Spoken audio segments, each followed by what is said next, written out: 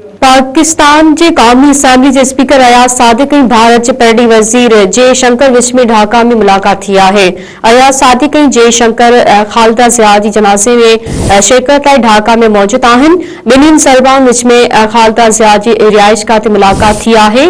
ॿिन्हिनि अॻवाननि विच में खुशगवार मूड में ॻाल्हि ॿोल थी है। वाज़े रहे त पाक भारत जंग खां पोइ पाकिस्तान ऐं भारत के आला अमलदारनि में उहा पहिरीं मुलाकात है।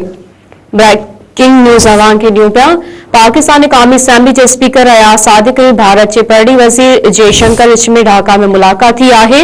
अयाज सादिक ऐं जयशंकर ख़ालिदा ज़िया जे जनाज़े में शिरकत लाइ ढाका में मौजूद आहिनि।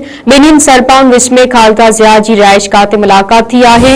ॿिन्हिनि अॻवाननि विच में खुशगवार मूड में ॻाल्हि ॿोल थी है। वाज़े रहे त पाक भारत जंग खां पोइ पाकिस्तान ऐं भारत जे आला अमलदारनि में उहा पहिरीं मुलाकात है।